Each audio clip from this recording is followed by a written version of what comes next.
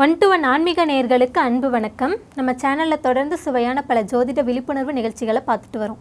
அந்த வகையில் இன்றைக்கி நம்ம பார்க்க போகிறது, இந்தெந்த ராசிக்காரர்கள் இந்தெந்த மாதிரியான தானம் பண்ணால் அவர்களுக்கு நிறைய பலன் கிடைக்கும் அப்படின்னு சில ஜோதிடர்கள் பேசிட்டு வராங்க. இது உண்மையா அப்படின்னு மூத்த பத்திரிகையாளரும் ஜோதிட ஆய்வாளருமான திரு ராஜேந்திரன் அவர்களிடம் கேட்டு தெரிஞ்சுக்குவோம். வணக்கம் சார். வணக்கம்மா. சார், சில ஜோதிடர்கள் இந்த மாதிரியான ராசிக்காரர்கள் இந்த மாதிரியான தானங்களை பண்ணும்போது அவர்களுக்கு நிறைய பலன்கள் கிடைக்கும் அப்படின்னு சொல்கிறாங்க. அப்போ தானம் பண்ணால் மட்டும்தான் பலன் கிடைக்குமா? அப்போ ஒன்றும் இல்லாதவங்க என்ன பண்ணுவாங்க சார்? எந்த பலனையும் எதிர்பார்க்காமல் செய்யக்கூடியது தான் தானம் அப்படின்னு பேர். இந்த தானம்ங்கிற சிந்தனை எல்லாருக்குமே இருக்கணும். இது இந்த ராசிக்காரனுக்கு இருக்கணும், இந்த ராசி இதை தானம் பண்ணணும் அப்படிலாம் கிடையவே கிடையாது. ஒரு ராசிக்கு சில தன்மை இருக்கிறதுனால தானம்ங்கிறது வாழ்க்கையோட ஒரு அங்கம் இல்லையா? நம்ம தமிழில் என்னென்ன சொல்கிறோம், ஒரு இல்லறத்தான் ஆன பிறகு அவன் என்ன பண்ணணும், அதுக்கப்புறம் அவன் குடும்பம் நடத்தணும், பெற்றோர்களை கவனிக்கணும், முதியோர்களை கவனிக்கணும், இது இல்லாமல் விருந்தினர்களுக்கு மனம் கோணாமல் நடந்துக்கணும், அதுக்கப்புறம் இல்லாதவர்களுக்கும் ஏழைகளுக்கும் அவனால் முடிந்த சேவையை செய்யணும், உதவி செய்யணுங்கிறது இதான விதி. இதில் இந்த ராசிக்காரன் இதை தானம் செய்யணும், அந்த ராசிக்காரன் அதை தானம் செய்யணும்னு என்ன சொல்ல முடியும்? அப்படிலாம் கிடையாதுல்ல. உங்கள்கிட்ட என்ன பொருள் இருக்கோ, உங்களால் எந்த அளவுக்கு மற்றவர்களுக்கு கொடுத்து உதவ முடியுமோ அது உங்களுடைய மரபணுவாக நினச்சி கொடுத்து உதவுங்களாம். இதில் என்ன இருக்குது, இது செஞ்சால் அது கிடைக்கும்னு செஞ்சிங்கன்னா அதுக்கு பேர் தானமே கிடையாது, அதுக்கு பேர் வணிகம், அதுக்கு பேர் வியாபாரம். இதை ஜோசியர்களாக உட்காந்துட்டு பேசும்போது என்னென்ன சொல்கிறது, வசந்தன் ஐயா கூட இருக்கும்போது பல விஷயங்கள் சொல்லுவார். எப்படின்னா, சில இந்த கிரக சேர்க்கைகள் அதெல்லாம் கஷ்டம் வரும்போது இதை இந்த கோயிலுக்கு போங்க, இந்த கோயிலுக்கு பட்டு சாத்துங்க, அந்த கோயிலுக்கு அதை செய்யுங்கன்னு சொல்லும்போது அவர் என்ன சொல்லுவார், கிரகங்கள் தான் எல்லா இடத்துலையும் இருக்குல்ல, முடிஞ்சவங்க கோயிலுக்கு போகட்டும், இல்லாதவங்க என்ன பண்ணணும் அப்படின்னு நினைக்கும்போது, இப்போ மேஷன்னு வருதா, அவர் உடனே ஒரு விஷயத்தை எடுப்பார். இந்த டிராஃபிக்கெல்லாம் நின்றுட்டு இருக்காங்கல்ல, டிராஃபிக் போலீஸ் வெயிலில் நின்றுட்டு இருப்பாங்கள்ல, அவங்களுக்கெல்லாம் நீங்கள் என்ன பண்ணுறீங்க, ஆளுக்கு ஒரு மினரல் வாட்டர் கொடுத்துட்டு போங்க, ஏதாவது ஒன்று கொடுத்துட்டு போங்க பாரு. இப்போ செவ்வாய்ங்கிறது காவல்துறையை குறிக்கக்கூடிய ஒரு விஷயம் தானே. இந்த வெயில் காலத்தில் டிராஃபிக்கில் நிற்கிற போலீஸ்லாம் எவ்வளோ கஷ்டப்பட்டுட்டு இருப்பாங்க. அப்போ சாலையோட்டில் நின்று கஷ்டப்படுறவங்களுக்கு அவர்களுக்கு ஒரு மினரல் வாட்டர் 2 கொடுத்துட்டு போனீங்கன்னா அது பெரிய மகிழ்ச்சி தானே.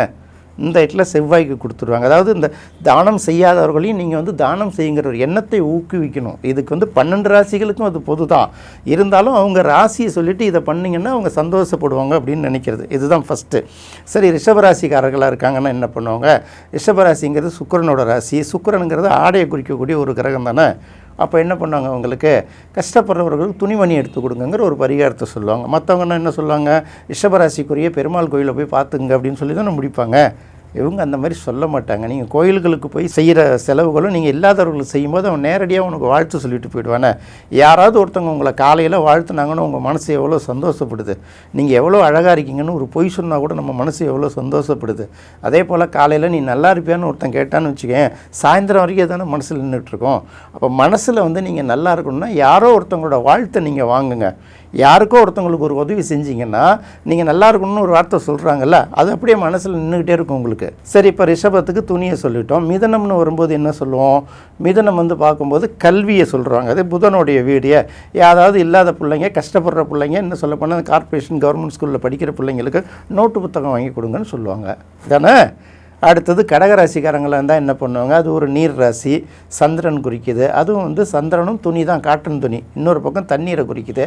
பொது இடங்களில் ரொம்ப வெயிலெலாம் தடுமாறுறாங்கள, அங்கே ஏதாவது நீர்மோர் பந்தல் வைங்க வெயில் காலத்துன்னு சொல்லுவாங்க.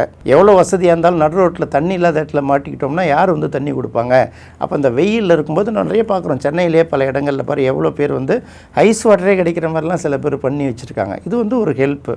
அடுத்தது சிம்மராசி. சிம்மராசின்னு வரும்போது என்னாச்சு, அரசு அலுவலகங்கள் நம்ம மெயினாக எடுக்க போகிறோம், அரசு ஊழியர்கள்னு எடுப்போம். இந்த மாதிரி நிறையா இருக்குது. கண் சம்மந்தப்பட்ட ஒரு விஷயம் அது.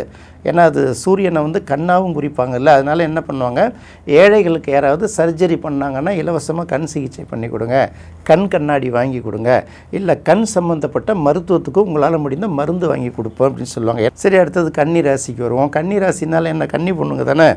அப்போ கன்னி பொண்ணுங்களுக்கு பிடிச்ச மாதிரி ஏதாவது வாங்கி கொடுக்கலாம் இல்லையா. இப்போ அவங்களுக்கு ஒரு இப்போலாம் வலையெல்லாம் போடுதுங்கெல்லாம் என்னன்னு தெரியாது. அவங்களுக்கு பிடிச்ச மாதிரி அவங்க மனசு நிறைவு போடுற மாதிரி அது ஒரு சில விஷயங்களை வாங்கி கொடுப்ப சொல்லுவாங்க. கன்னிராசிக்காரர்களுக்கு அது பரிகாரம்னு சொல்லுவாங்க. ஏன்னா நீங்கள் நேரடியாக இது பண்ணு அது பண்ணால் யாரும் கேட்க மாட்டாங்க.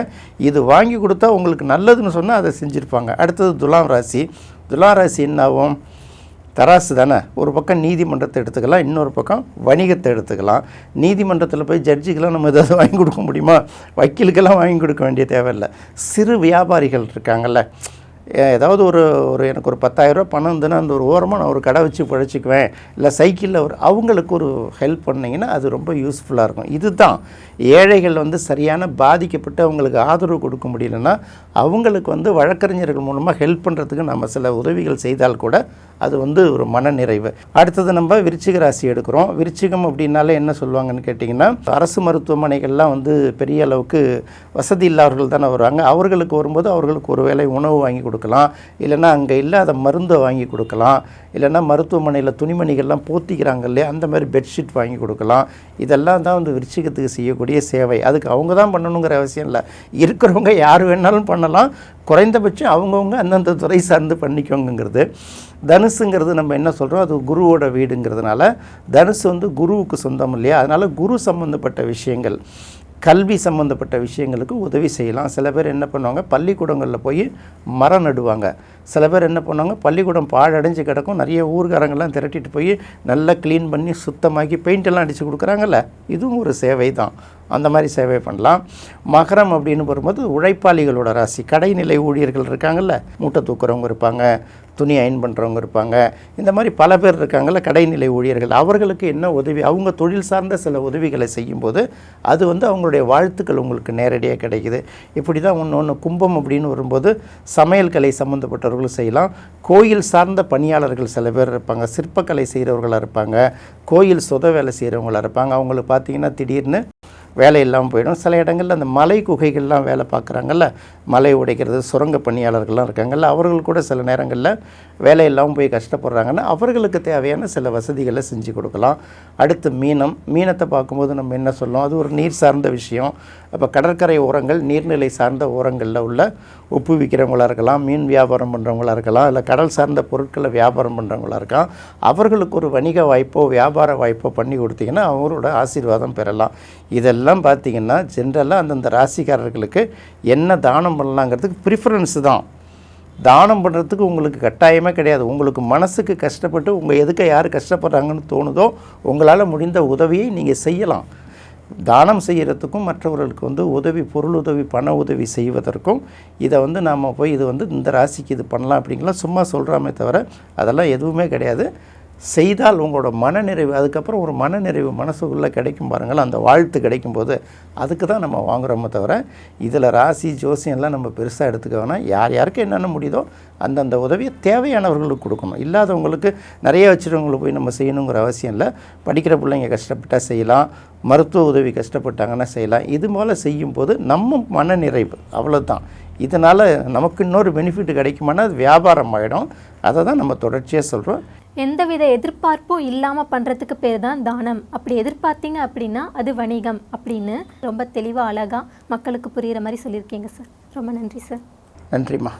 நேயர்களே, இந்த நிகழ்ச்சி உங்களுக்கு ரொம்ப பிடிச்சிருக்குன்னு நினைக்கிறேன். மீண்டும் மற்றொரு சுவையான நிகழ்ச்சியில் சந்திப்போம். நன்றி, வணக்கம்.